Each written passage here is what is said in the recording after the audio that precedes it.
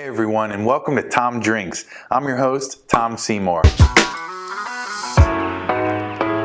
Today's a very special day because today we're making this pilot. So this is our first show, hopefully of many, but I guess you never know. Things could go sideways, like my house, my job. Over the course of this series, we'll take you through the ABCs of anything with an ABV.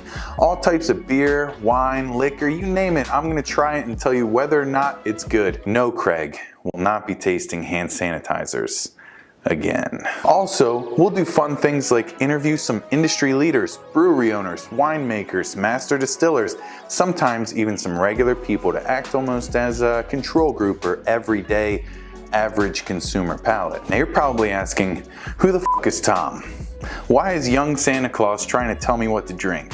The short answer is this. I spent my primitive years in what was awarded one of the best wine cellars in the world, and now we have a liquor store and a restaurant, which means knowledge of and access to all types of products, from the newest to the most classic, from the rarest to the most common. But why? Why would we do this? Why the f are we doing this? There's a one-word answer for doing a web series, which we're really excited about: education. Most people don't know anything about the liquid they're putting into their body on sometimes a regular basis. Beer net. So there's beer in it? Speaking about education, that's a good segue into our first DIY segment, how to open a bottle of wine. This will be a great quick tip. It's a skill everyone should know, and really no one, unless you work in the industry, actually knows the proper way. This is what you want me to do, Charlie? Open a bottle of wine? You know I had plans tonight. First, let's look at the hardware. This is the only opener you'll want to use, called a double-hinged corkscrew. Nothing with wings or a lever, that's all bull. Maybe we'll do a video with a really old bottle with a fragile, potentially crumbling cork that, demonstrated with a butler's friend, which is the two-pronged thing that grabs the cork on either side. But for all other purposes, use old trusty. Now, let's remove the foil, which is the sleeve at the top of your bottleneck. Why does it even exist? For wineries, they use a true cork, which is harvested from the bark on the outside of the tree of cork oaks.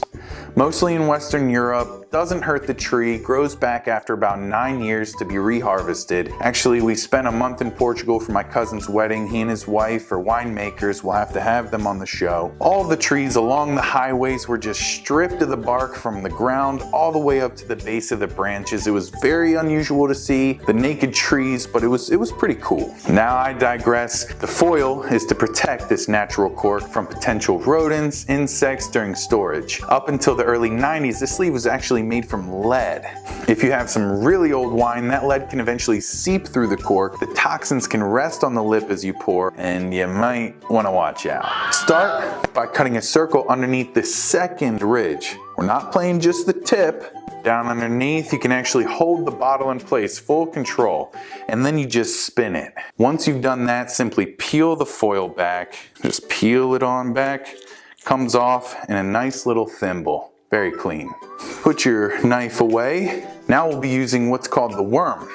Metal piece that spirals down so that it grips the cork. Only a couple inches, must be Irish made. Point a line down the center of the worm into the middle of the cork and spin it down like so.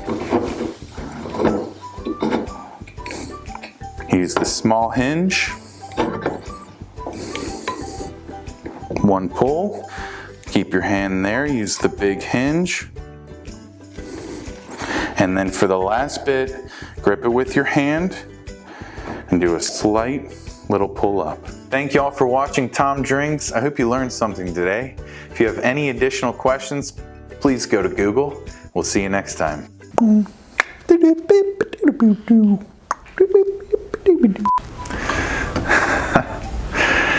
for it.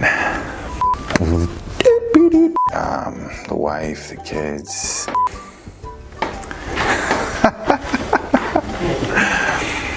So I'll pick this up. No one does unless you work in the industry. Shit.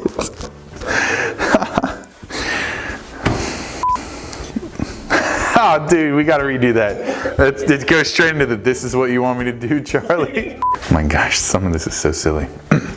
That lead can eventually it'll sleep through the cork.